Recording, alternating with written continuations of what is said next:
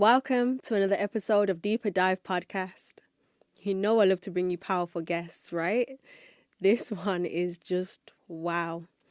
Someone I've been watching for many, many years, and he's helped me in many ways through me watching his content. He's a global thought leader.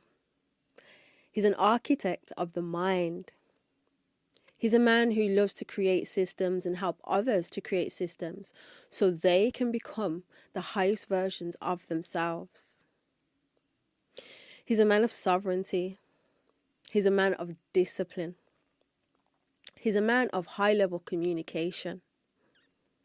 Currently on a global tour called the Renaissance. And if you know what the Renaissance means, that's rebirth. So he's out here activating the minds, hearts, and souls of others in order for them to activate their highest version of self. He's also creating a nation that is a digital nation called Zion, bringing people together so they can build and use their skills together to build great things. It's a new world we're in right now. And in order for us to be in this new world and moving in the direction we should be, we need to build different systems. But in order to do that, self-mastery comes first. The one and only 19 keys. Get those pens and pads out.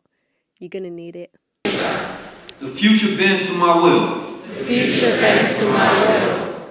And I do God's will. And I do God's will. Open your eyes and make that statement true. So, as you say, as you always start, peace. Peace, peace. Beautiful to have you here. Thank you. I am so grateful to have this conversation with you. Let's get straight into it. You often speak about the era we're in as being a shift in frequency. From your perspective, what's really happening on a conscious level right now? What's the essence in the air?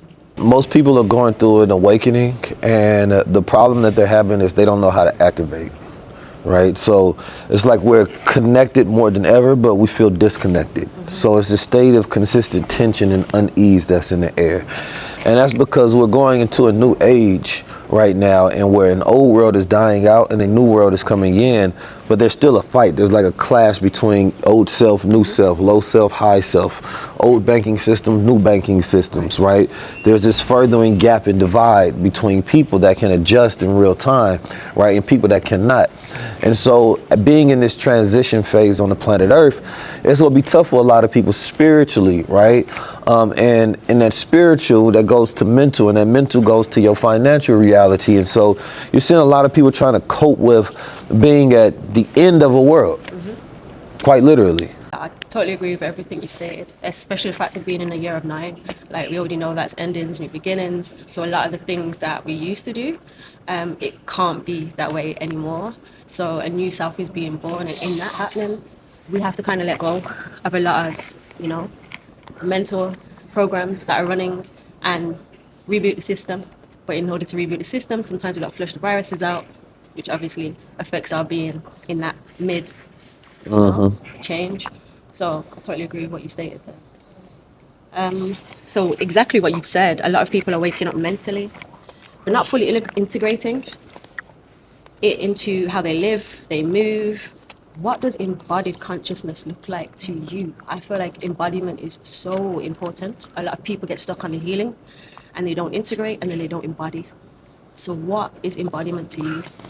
I think it goes from seeking self-improvement to seeking self-systems, right? Having systems that produce the results you want, right? You can look at it in so many different ways, because there's a lot of people who consider themselves to be of a higher nature, of a higher level, but they can't produce an outcome, right? And I think that it leaves people stuck, or at least feeling stuck. I think ultimately it's having clarity, which is being intentional with everything that you're doing, being focusing on aim, right? And having a system that consistently keeps you clear. Then there is looking at capacity, right?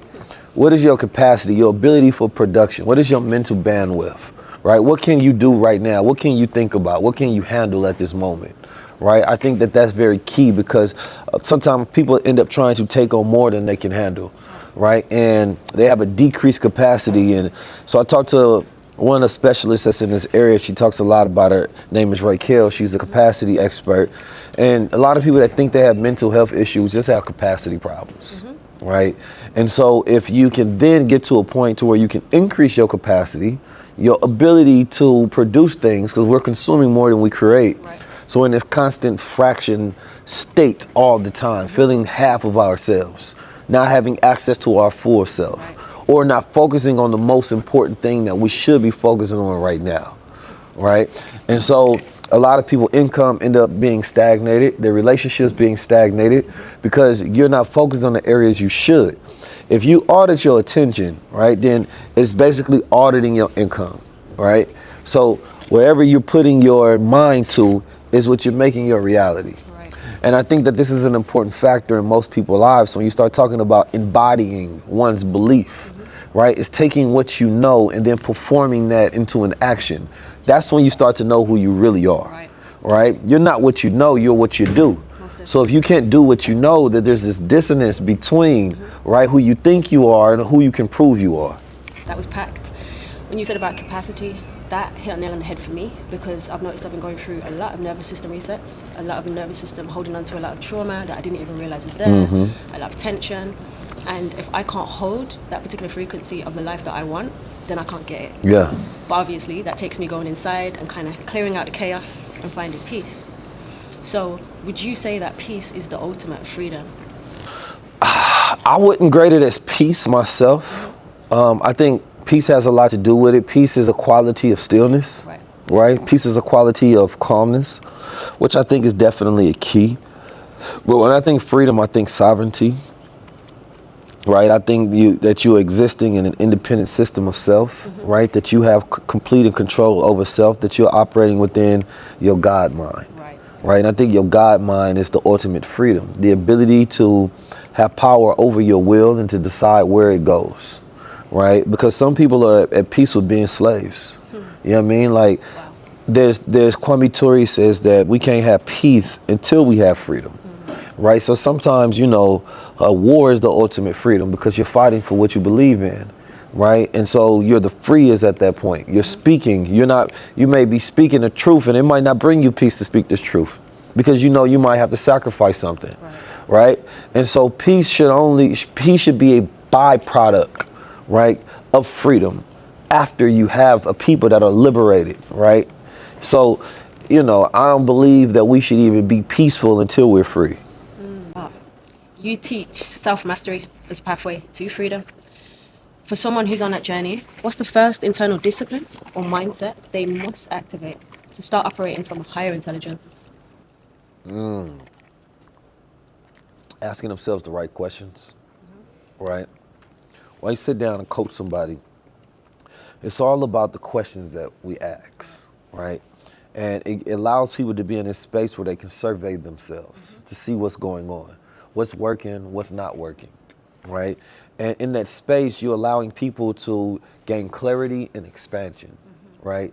But with that clarity, I would first tell people to practice externalization. Write who you are down. Write who you are down. Once you can see yourself in front of yourself, you can then start designing and changing things. When you can even change your past by reviewing your past and deciding what it means to you, right? And what you're doing is you're changing the story, right? A lot of people are stuck in a trauma loop because they never changed the story, right? This thing that happened to me, this thing that happened for me that made me greater.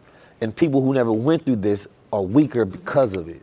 That is a story in which I can frame that into a context that is constructive for me. And so the story that we tell ourselves become a positive, a negative self-image and identity. And your identity becomes your reality, right? And so a lot of people, again, also are doing it by themselves. And maybe you're not enough, if we're being honest. You might not be enough. You might need a coach. You might need a consultant. You might need to invest your money into experiences, information, people, communities that can break you out of this spell that you're stuck in. When you said about trauma loops, that rang true to me. As the book that I've written on parasites, I literally state something within that about parasites literally having you stuck in those loops, and sometimes you're stuck in a common relationship, sometimes you're stuck eating food that you don't need, sometimes you're stuck doom scrolling. Yeah. And these things definitely then affect the outcome of what your life is. But most importantly, the trauma, like we kind of imprison ourselves in an emotional state that's no good for us. And I feel, to me, that you should experience a emotion, but don't allow it to trap you into a grid and a prison that's gonna, you know, like encase this chaos inside of you, and the story just keeps cycling, because then that shows in your outer world. You know, you start talking about parasites. Of course, we all have some level of parasites within our body. And parasites are not constructive, right? They start making us feel things that are not ours, right? So we end up feeding the parasites without actually feeding ourselves. We're giving them the sugar that they want. We're feeding their cravings. And a lot of people are parasites. There are a lot of women that are financial parasites. A lot of men that are power parasites. They just want to be in proximity to drain, but not to add any value. So you have to ask yourself, am I a parasite? You know what I mean? Because there are many people who operate and live like parasites in other people's lives. Now, that's one of the most important questions you have to ask yourself, and sometimes people don't like the reflection. That's looking back, but it's necessary. You got to detox from dummies. Exactly. Keep suckers out your circle. Exactly. You know what I mean? Keep weakness out your circle, negativity out your circle. There's a lot of friends that you might not want to get rid of, but they're not worth anything. At least right now, because they're not in the same cycle that you're in, right? And so you may be at a different level, and all they can do is pull from you. They can't add nothing to. I was always taught usefulness determines value. You can perceive it, believe it however you want to. But if you got somebody in your circle that has no usefulness, then why are they in your circle? Or they're just a parasite. Totally agree. I've been going through this lately where I feel like I'm just expanding to a whole different version of self even before coming here. And, you know, capturing the media with the media team and then having this conversation, I've had to go for an expansion inside of self. Yeah. I've had to sit with self and have questions of, why are you nervous? What's going on here? Because I'm expanding. Why is your nervous system jittery? What's going on here? And have those conversations with self so I can really see what's happening internally. Then it starts reflecting externally. Then I'm like, okay, this is where I am. This is what I need to do. So like, I totally understand where you're coming from with that. We live in a time where distractions are designed to keep us disconnected. How do you personally stay focused and clear without becoming rigid or disconnected from flow? Just about being intentional. Today I wrote down in the morning I wrote down my intentions for the day and things that I needed to remember, right? And again, goes back to that externalization. What it does is it allows your brain to reorganize to meet the moment, right? And so what happens is the distractions are feeding our depletion, right? Not our completion. So the things that we want to complete, our goals, our visions, our ideas, our higher self is fed by that. The executive brain is fed by organizing ourselves over time. So our relationship with time is misconstrued, right? The things that are feeding dopamine. It makes us feel good. So we might go get some sugar, right? Instead of fruit, right? Because what we're eating that is sugary processed food, right, feels good for that moment, right? But it depletes us later. We might go spend money on an outfit, right? Or go spend money on going to a social setting because it feels good to get that dopamine hit for that moment, knowing we should have saved it and invested that money, right?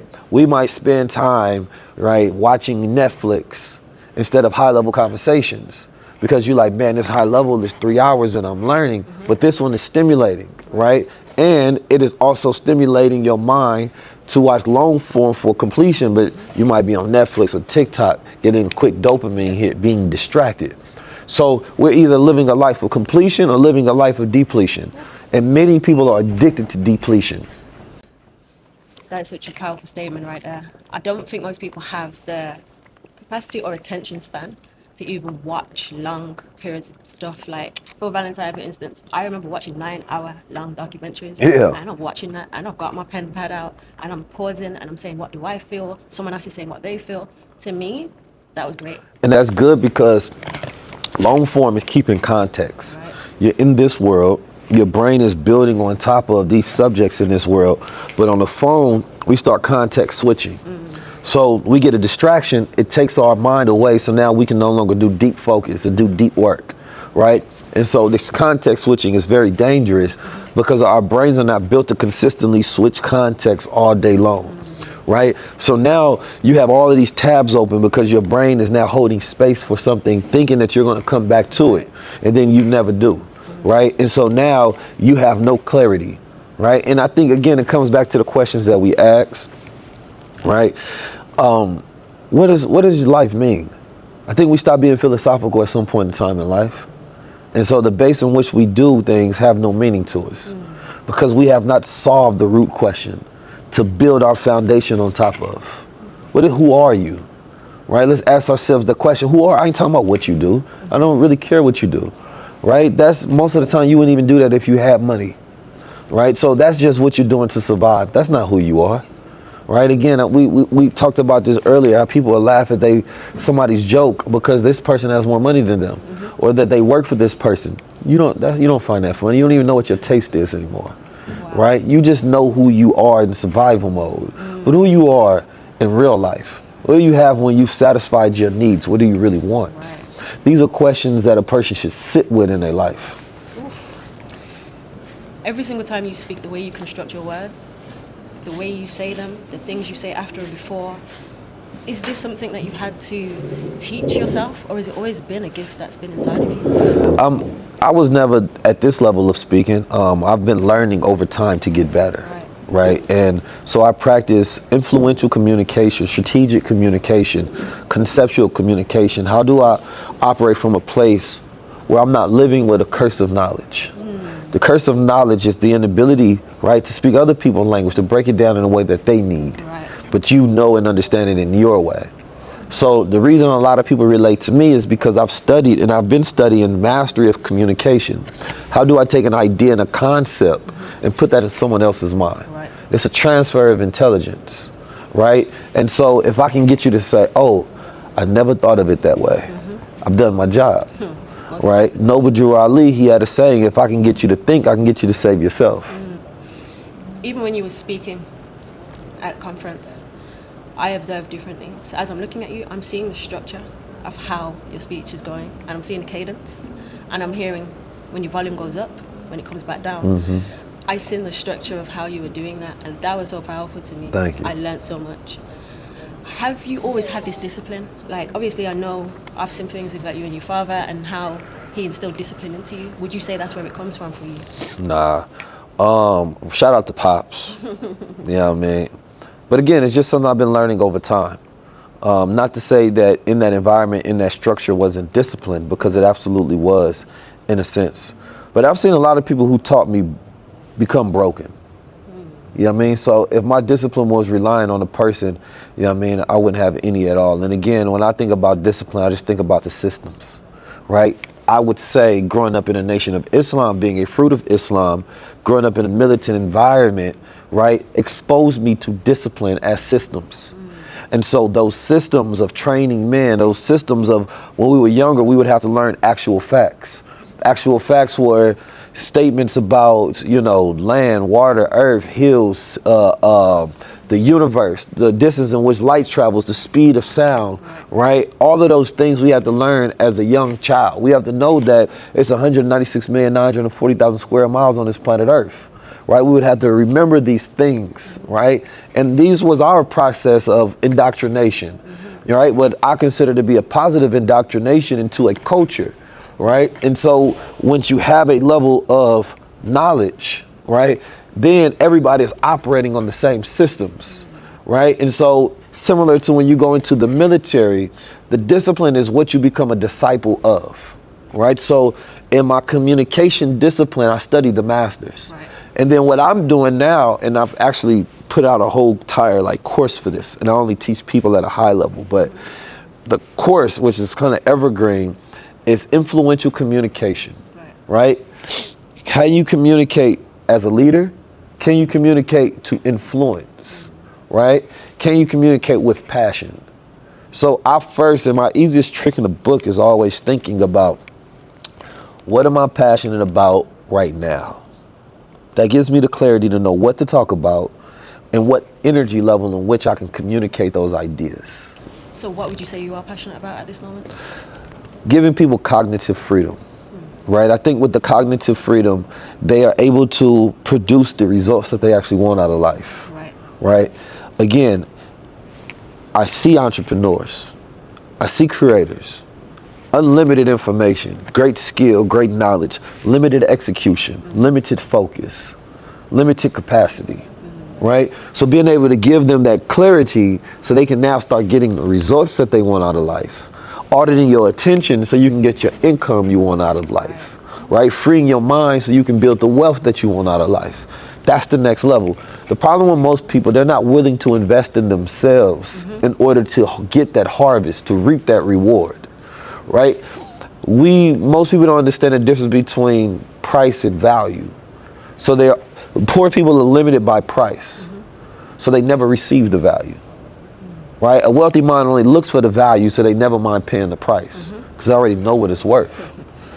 Totally agree. When it comes to food, I'm the same way. Like I'll buy things like £20 for adaptogen powder, but someone else is looking at me crazy like, why have you got so many herbs? Why are you buying things so Yeah. expensive? I know what it's doing for my body, and I know what it's doing for my cells, and I know what it's doing for my consciousness.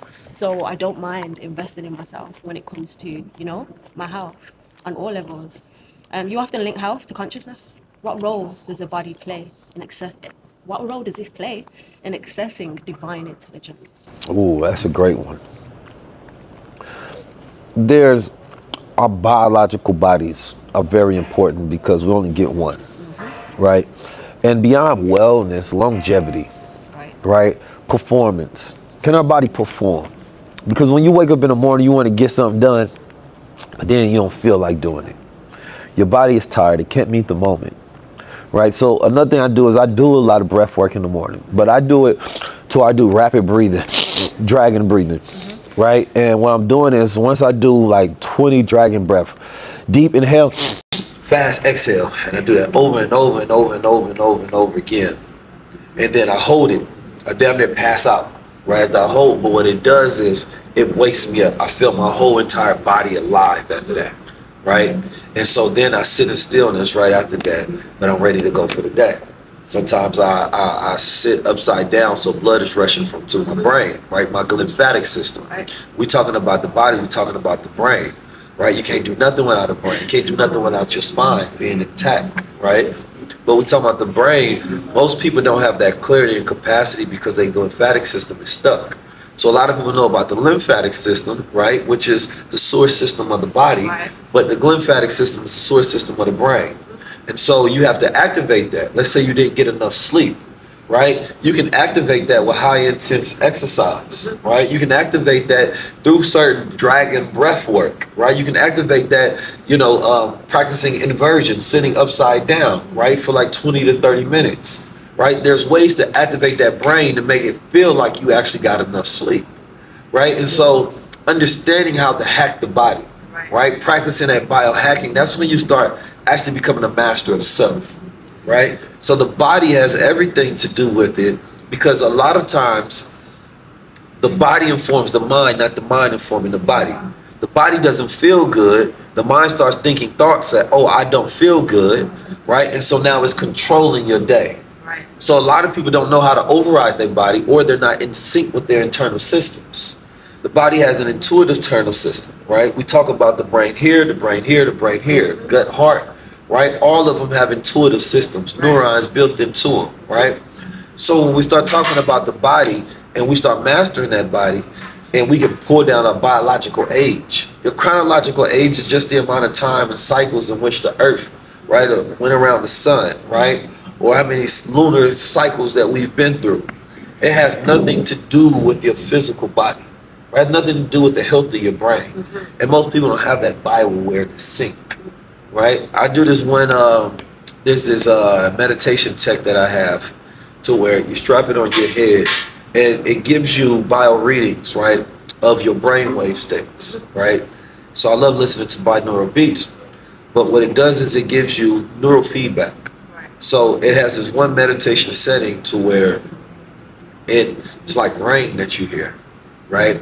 Now, what you can do is as you're meditating, you can go from like gamma state to like theta state, right? Which one is like high awareness, one is calm. And so in that, the rain will come down if your brain is calm. So you'll hear it go shh. But then if you start getting the calming, as the brain waves come down, it goes shh. And this biofeedback is letting you know whether you're in a calm state of mind or not. And even by doing it just once, you develop this neural awareness of your own brain state, right? Because most people don't realize, like, oh, these thoughts are happening because I'm in a frantic state of thinking, right? But what are your thoughts when you're in a calm mind, right? When your brain is calm. So then you start realizing, I am not my thoughts, right? There's a difference between the brain and the mind, right? And so again, I'm heavy on our cognitive state because I think that most of Black and brown people issues is a cognitive issue. So you do say that you're architect of the mind, right? Absolutely. So I Help totally people build minds and understand. freedom. Do you know Powerful. That's why I gotta get these blueberries in. You know what I'm saying? No, I thought I was gonna be smooth. So what is your diet? How's your diet set up? You know, when I'm out here in Europe, I can eat more. Y'all got better food than us. Seriously. Well, then again, you Oh, guys y'all have don't even know that. a We lot don't even got real of bread. chemical stuff that's in. We don't even got real bread. Wow. You know what I'm saying? I can eat bread out here. The dough don't expand. You know, I grew up at a bakery. At one of my first jobs, rolling dough. You know what I mean? Learning how to make pies, bake pies. You know what I mean? We had gluten-free food. You know what I mean? I grew up at one of the first Black bakeries in America that had vegan food before the term was invented, right? It ever became popular. And so I grew up eating real food, real bread that didn't have all this processed stuff, right? That bread didn't, you know, didn't blow your gut up after you was done eating. Our bread in America does that. You know what I mean? When I sit out here, I can eat 2-3 plates. I don't even feel full. You know what I mean? We got what we call soul food, which is slave food. You know what I mean? Which doesn't actually feed the soul, it destroys it. You know what I mean? If everybody in America is fat. You know what I mean? Obese, either they fat on the outside or the inside. We got a lot of visceral fat. You know what I mean? The skeletal muscle is low. If you get big out here, you understand me, it might be a little different. But what I'm saying is when I am traveling, my dietary restrictions are lowered because I can eat more of the actual food. Okay. Right? That's home. Doesn't mean y'all food is perfect. Not saying that, but it is better. Right? And the further we get away from America, I find the food to be better because when I'm in Africa, I got even less diet restrictions. So I'm not a vegan, you understand me, but I'm not a heathen either. You know what I'm saying? So it I'm a depends where you are. flexitarian. You know what I'm saying? I get it. Okay. Well, I eat to live, right? So blueberries for the brain, right? I'm cognitive of what these things do for my body, right? Antioxidants for the stress, reishi and my tea for the calm. You understand me? Lion's mane for the brain, right? I'm making sure that I am aware of what I am intaking, what it's doing for my body. When I'm working out, I know what proteins that I need. I know what grains that I need. I know what minerals that I need. I think that most people should think about what do they need to live, right? And what are the cycle that you're in. If you're working out, you're going to eat different than somebody who's not. Right, just working out and sweating, you can actually drain your body of so much fluid and minerals that you have to remineralize yourself, rehydrate yourself. All of these things should be simple context for human beings, but because we went so long without learning them, we're so ignorant of how to live. Definitely. And how to eat to live. So I suggest reading the Honorable Elijah Muhammad's book, How to Eat to Live. It's a good starter for people. He has volumes 1, 2, and 3, right? And I think most people are living to eat, which is why what they're eating is killing them. Yeah, they're eating for pleasure. Most people are distant from their bodies. No matter how much you eat, it will never become your partner. You got to stop having sex with food. Yeah, you hit the nail on the head right there. I do a detox program, parasite detox program, and I take clients through this program. And I've noticed the habits that I'm seeing over and over again. And the blockages that I'm seeing, because I let them know it's not going to be just a physical thing, and we're getting rid of some worms. We're also going to get rid of some mental programs. We're also going to get rid of some emotional states. You know, we're also going to have some stuff come up in the DNA, in the blood, because there's also parasites that are ancestral, and most people actually don't understand these types of things. So 2 people have the same mental, you know, illness, shall we say, within the family, it's the same parasitic entity that's flowing through the DNA. There's a lot of single people eating for two. You know what I'm saying? You got the plate of the absent partner and yourself. You know what I'm saying? So now it becomes your comfort food. You know what I mean? Stop that. Right. You feel me? Stop eating for two. It should be one plate. There's one you. You understand me? That's the problem that's going on. The food is too damn comforting, right? Eat to live. Also, I mean, realizing that the emotional state is in the stomach as well. So yeah, they're feeding the emotions. So I think you've answered my next question. So you speak about God within. Yeah. But we're still surrounded by systems that thrive on limitation. How do we bridge spiritual awareness and tangible action to actually shift reality?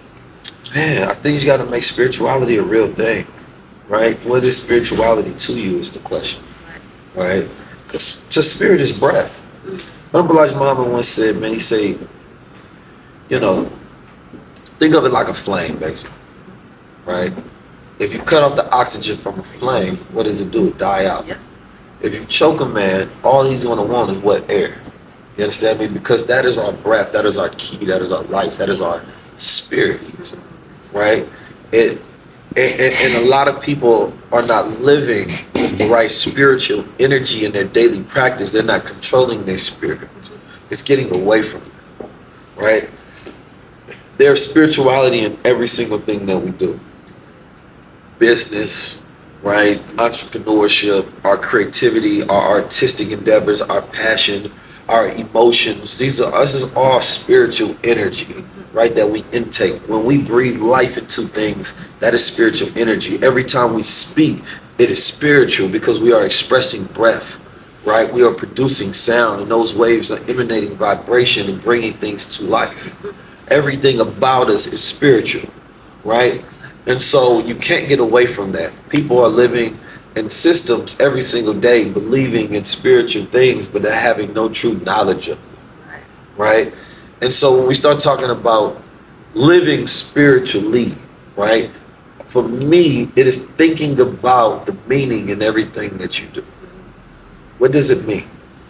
When you live a meaningful life, you're living a spiritual life. You're going deeper, you're uncovering the roots. What is the connection, the thread between all things? What are your spiritual practices, right? What do you do just to feed your spirit, which ultimately goes down to your values? When you're disconnected from your values, you're disconnected from your soul. Your spirit is not being fed, right? When you help other people, it feels spiritual, it feels good to give. When you receive back reciprocation, that feels good because that is part of our laws of the universe. So in reality, if you want to live spiritual, follow the laws of the universe and you will win at life, right? When you stop following those universal laws, you become disconnected, right? It says, so above, so below, right? What is within, right, is what we receive on the outside. What's internal is external. There are multiple laws of the universe for one to follow, right? Those who actually produce a lot of wealth, they follow a lot of those spiritual laws. People in survival mode has a low level of consciousness where they can only think for self. Sometimes they become so spiritual that they're devoid of the material plane and the power.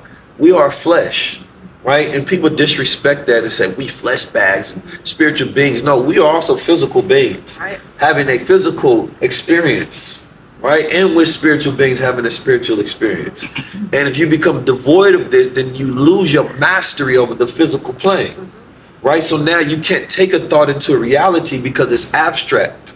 Right? It's not grounded in anything. So that grounding of one's faith allows you to be able to create systems that become the steps, right? That allow you to produce results and effect from that faith. And so I think that you have to find harmony in practices, right? You know, as we go into the ancient Kemetic practices of Ma'at, truth, order, and balance. If we follow in Islam, we're talking about following God's way. You understand me? You could be following Yahweh. You understand me? You could be speaking the I am, which is speaking to God over your life, which is being intentional about what you say because it's who you are and what you become. Every time when we say I am, we're evoking God's name, right? They took away the word Yahweh from most people and gave you the word Jesus, which is devoid of the meaning, right, that carries God into the tone. So therefore, when people are speaking, they say, oh, I praise Jesus, but then they say, I am this. You are what? And when they say I am, they are saying the meaning of Yahweh, right? The name of God, but they weren't taught it in that capacity. So they're always saying Yahweh, I am, and then speaking in invocation of a spell that is negative, right? And so I think that we forgot how to be spiritual. We forgot the meaning of it. And we have so many spells inside of us now that we can cast so much over our lives, and we're not intentional about what we're producing. So we're creating negative stories inside ourselves. Right now, we feel spiritually unaligned with what we believe and what we do. We're disconnected. Right? When your beliefs and your actions are lined up, you're living a great life of spiritual harmony. You hit some nails on the head once again. It's the part for me when you said about, some people, you said it when you was doing the conference, some people are up here with the spiritual stuff and they need to ground it back. I am a firm believer in that. I feel like some people literally ignore this physical realm because they think it's nothing. It's the matrix. I don't want to be here. You came here for a reason, right? You came here because you wanted to learn certain things. You came here because you wanted to anchor certain frequencies, but then you forget.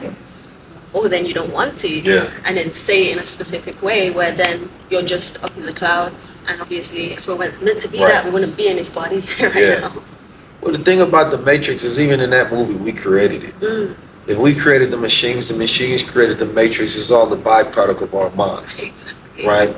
And that's the one thing that, even within that movie, as you're looking at it, or just within the conceptual idea of the systems of reality that we face, because there are some systems that require unity that you will never defeat, right? There are some giants that the unity is the David in the story of Goliath. It is the people's will, right, against the will of the minute elites that make themselves become bigger than they can by imposing themselves on people, right? The will of the crown, the will of these false kings, right? Constantly pushing people down, dividing people, the immigrants, the Muslims, the Sikhs, right?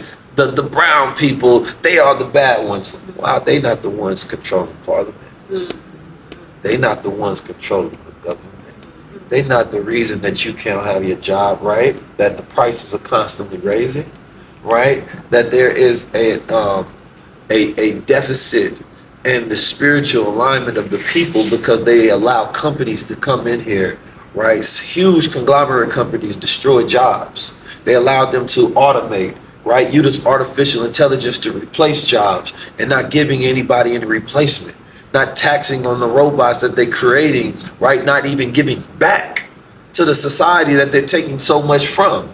They're not paying taxes, but the average person is giving up almost everything that they have so this system can run, though there are trillion-dollar companies running, not giving nothing back to the system, right? And we've given up our freedom for convenience. How convenient is that? Like I says, when you speak, it vibrates differently. Lower vibration is definitely something that you use with ease. If you could imprint one universal principle into the next generation's consciousness, what would that be? What you do frequently becomes your frequency. If you look at your thoughts, that becomes your habits, that becomes your patterns, they become your systems. Your life is just the totality of what you think daily, right? All is mind. And so when you understand that and you start looking at your life, you realize you can change your life by changing what you think, by changing what you do, which changes what you become, right? I think deep within that principle is our attitude. Most people have a bad attitude, right? As somebody that coaches and consults people at a high level, right? Sometimes 7, 8-figure leaders and high performers. It's always, you start thinking about a person's attitude. Two people can go through the same thing, but the attitude of those people can change the way they believed about that scenario. One person, it wasn't that bad. Another person, man, that was hell, right? And it's like, bro, it wasn't that bad. You just got a bad attitude, right? And so what does a coach do? A coach can be working with somebody who has the greatest skill in the world, but they got a bad attitude. There ain't much I can do with you. Why? Because your attitude informs your faith. Your faith informs your life. And so you have to be careful about what is programming your attitude, right? It's our disposition towards self. If you meet somebody and they say, man, Keys is this and that, you shouldn't be rocking with Keys. They're informing your attitude towards me. I didn't do anything to you. But now the way you feel about me has been programmed by somebody else. And our attitude towards ourselves is being formed by the stories in the media that we consume. Right? When we ask who are black people in America, who are black people in the UK, well, how are they shown? Right? And who controls that image and how they're perceived? Right? Who controls that narrative and what we think about ourselves? Who's controlling the attitude, right, about black men and women to each other? Right? Who is in control of that? So once you get deep into that, then you understand the root of this thing, and then you can become sovereign and say that, no, I control it.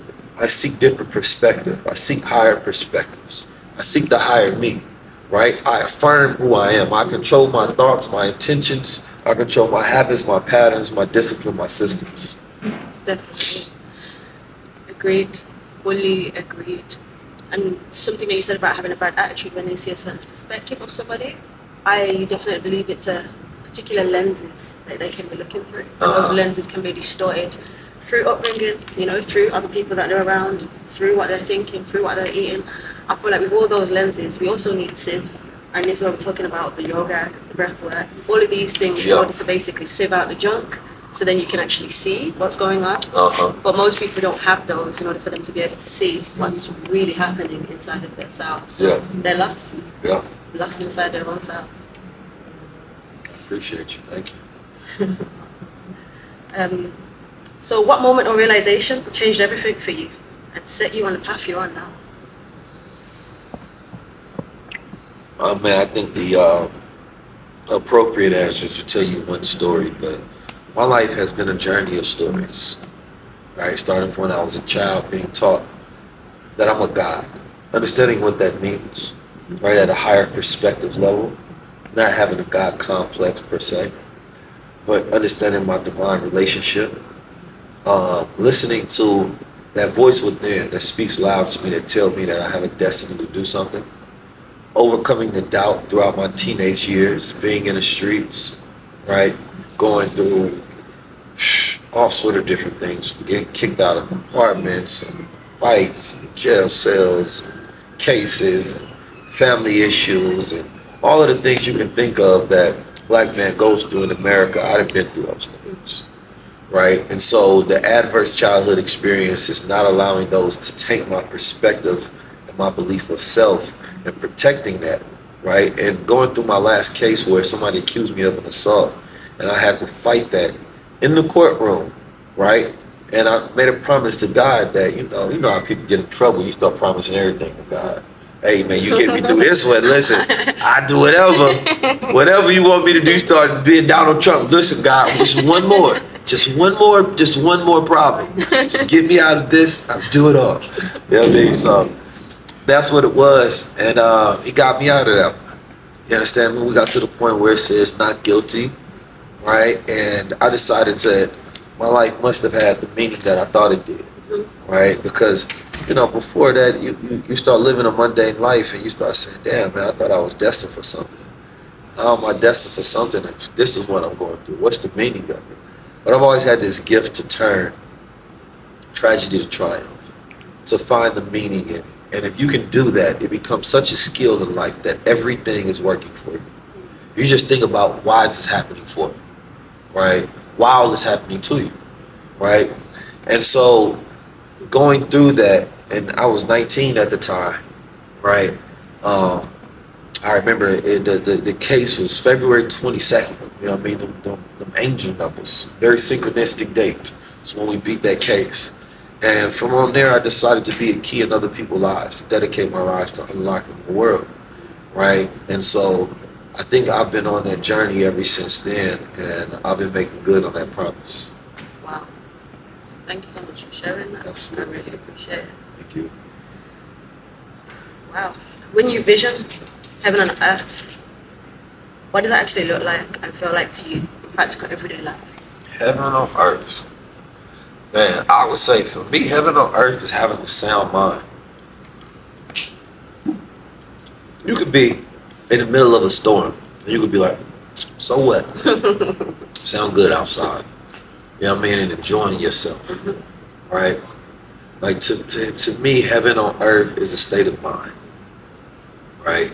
It's the way you feel about yourself. It's what you know about yourself. It's what you believe about yourself, right?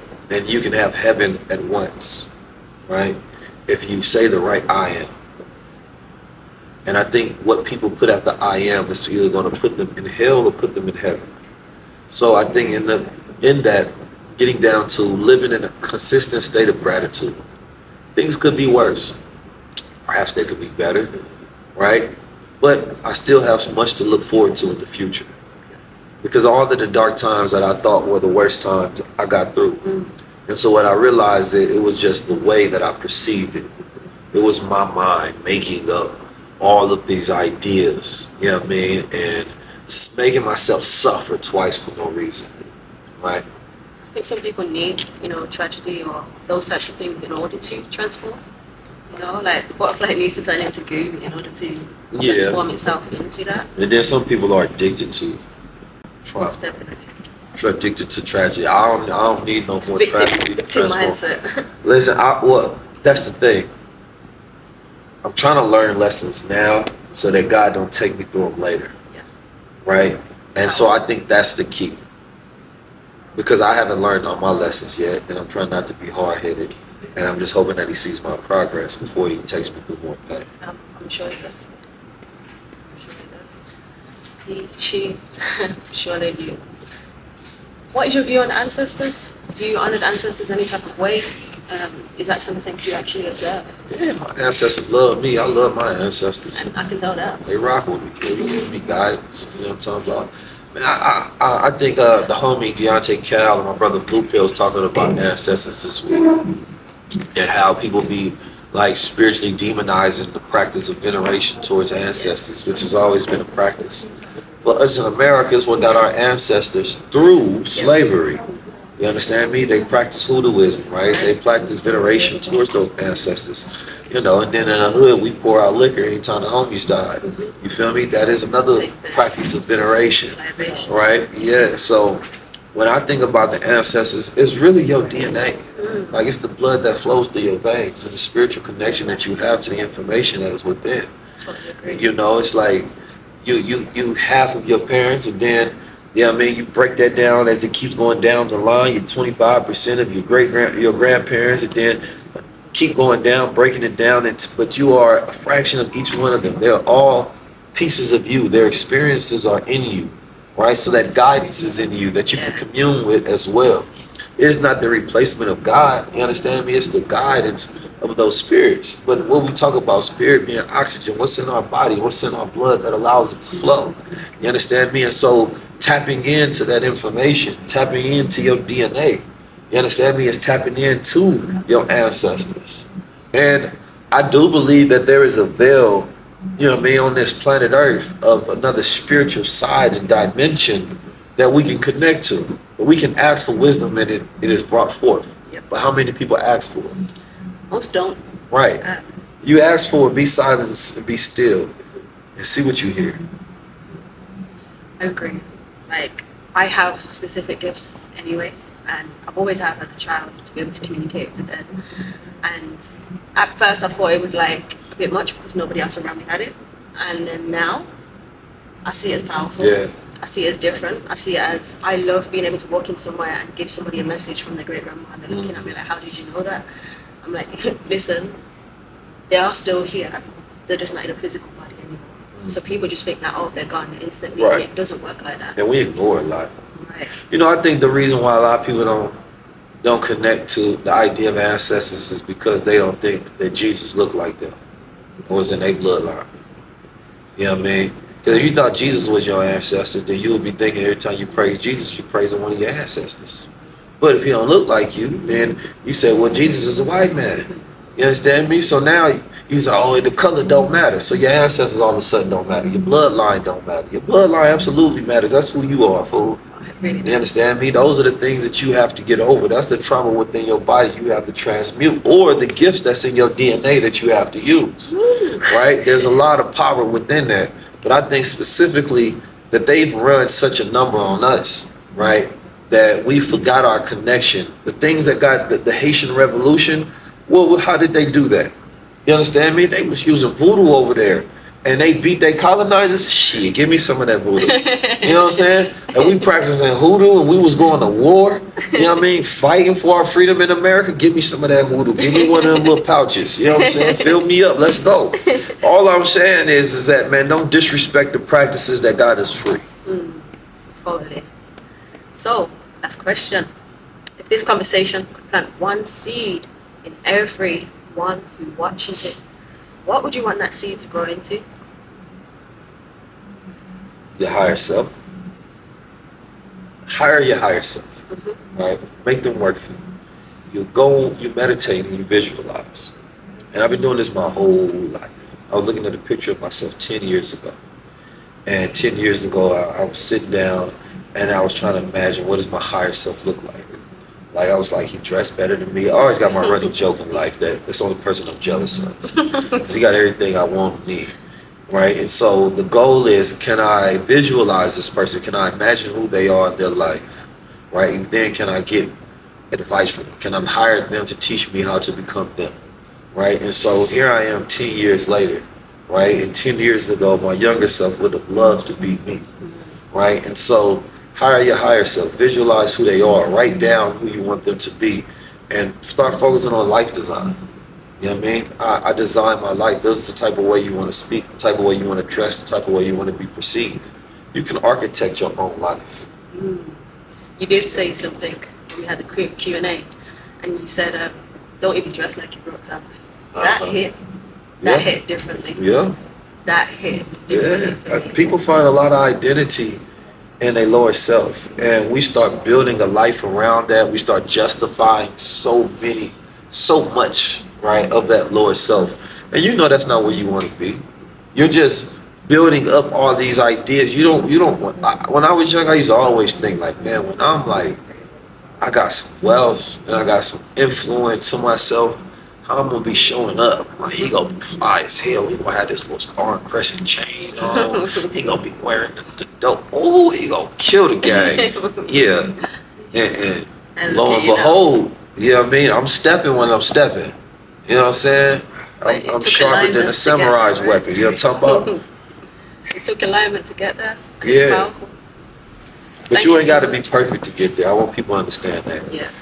I also think that we talk about manifestation a lot sometimes in society, and a lot of ways that we think about it are false. You think that what you manifest is directly tied to your state of emotional life, and sometimes it's just your system that you create. Because you can still manifest money even if you don't feel good. You all right? But it really goes into your deeper belief. You understand me? Exist in a state already in which you want to become. And your reality will surrender to who you are. There's no choice but to. Thank you No problem. so much. Like, this whole conversation has definitely shifted something inside my being, and I know that the people that are watching are also going to get the same from that. Thank you. You're amazing, seriously, and I know you don't need it Nah, because you already understand it. I appreciate it. I receive that. Seriously, I want to hear it all the time. I need my soul fed. I don't want to hear all that you humble stuff. No, leave me. You know what I'm talking about? You said I'm amazing. Thank you. Yeah, You this amazing. your big banquet. Appreciate you.